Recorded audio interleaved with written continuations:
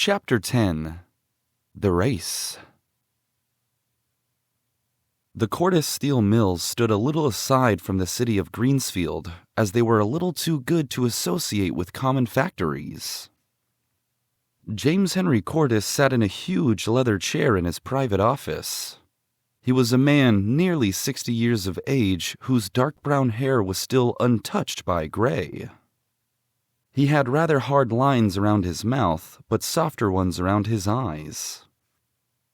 Printed on the ground glass top of his door were these words in black and gold: J. H. Cordis, President, Private. Once a year, J. H. Cordis allowed himself a holiday. If he had a weakness, it was for healthy boys, boys running without their hats, boys jumping, boys throwing rings, boys swimming, boys vaulting with a long pole. And in company with 3 other extremely rich men he arranged, once a year, a field day for the town of Interval. The men attended it in person and supplied all the money. This was field day. All through the spring and early summer months, boys were in training for miles around, getting ready for the Interval's field day. And not only boys, but men also, old and young, and girls of all ages into the bargain. Prizes were offered for tennis, baseball, rowing, swimming, running, and every imaginable type of athletic feat. But usually, the interest of the day centered on a free-for-all race of 1 mile, which everyone enjoyed, and a great many people entered. A prize of $25 was offered to the winner of this race, and also a silver trophy cup with little wings on its handles. Sometimes this cup was won by a middle-aged man, sometimes by a girl, and sometimes by a trained athlete. Mr. Cordis smiled about his eyes as he closed his desk, ordered his limousine, and went out and locked the door of his office.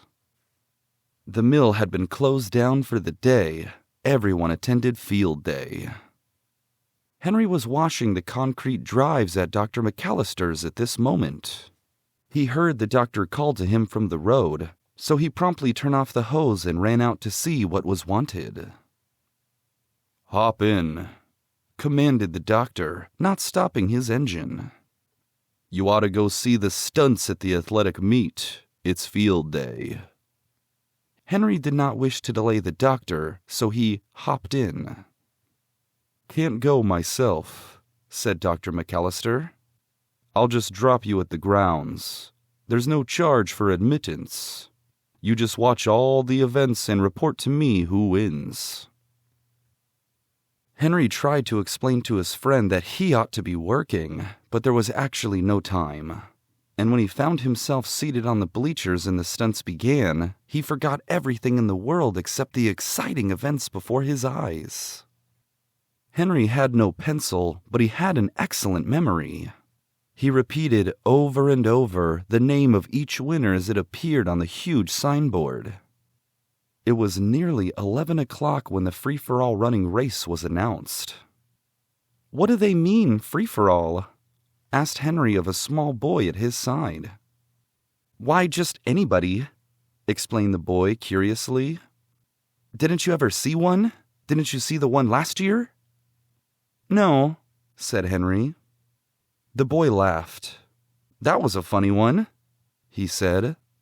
"There was a college runner in it, and a couple of fat men and some girls, lots of people.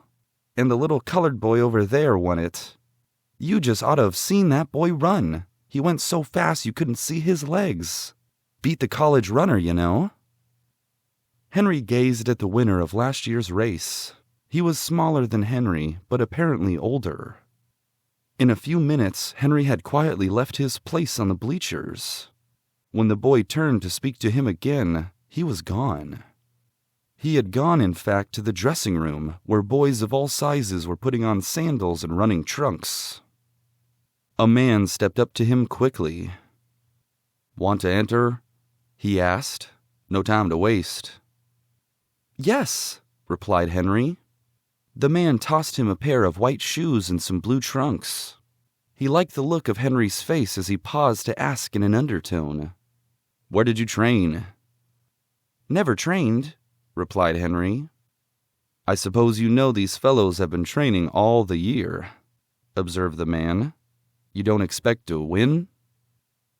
"Oh, no," replied Henry, apparently shocked at the idea. "But it's lots of fun to run, you know." He was dressed and ready by this time. How light he felt! He felt as if he could almost fly. Presently, the contestants were all marshaled out to the running track. Henry was number 4. Now, Henry had never been trained to run, but the boy possessed an unusual quantity of common sense. "It's a mile race," he thought to himself, "and it's the second half mile that counts." So it happened that this was the main thought in his mind when the starter's gong sounded and the racers shot away down the track. In almost no time, Henry was far behind the first half of the runners. But strangely enough, he did not seem to mind this greatly. "It's fun to run anyhow," he thought. It was fun, certainly. He felt as if his limbs were strung together on springs. He ran easily, without effort, each step bounding into the next like an elastic. After a few minutes of this, Henry had a new thought. "Now you've tried how easy you can run, let's see how fast you can run." And then, not only Henry himself, but the enormous crowd as well, began to see how fast he could run. Slowly, he gained on the fellow ahead of him and passed him. With the next fellow as a goal, he gradually crept alongside and passed him with a spurt. The crowd shouted itself hoarse. The field all along the course was black with people. Henry could hear them cheering for the number 4 as he pounded by. 6 runners remained ahead of him. Here was the kind of race the crowd loved, not an easily won affair between 2 runners, but a gradual victory between the best runner and overpowering odds.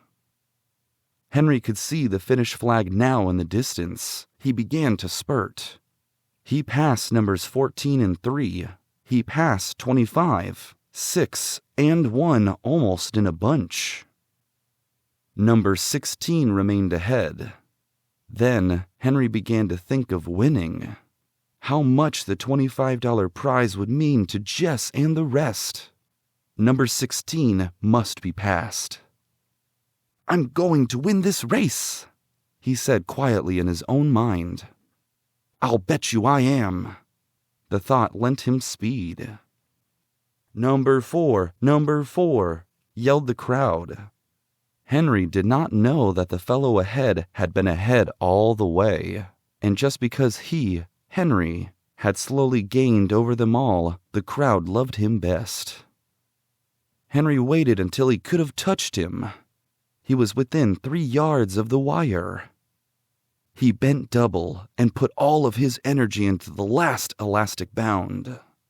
He passed number 16 and shot under the wire. Then the crowd went wild. It scrambled over and under the fence, cheering and blowing its horns. Henry felt himself lifted on many shoulders and carried, panting up the reviewing stand. He bowed laughing at the sea of faces and took the silver cup with its little wings in a sort of dream. It is a wonder he did not lose the envelope containing the prize, for he had hardly realized when he took it what it was. Then someone said, "What's your name, boy?" That called him to earth. He had to think quickly under cover of getting his breath. "Henry James," he replied.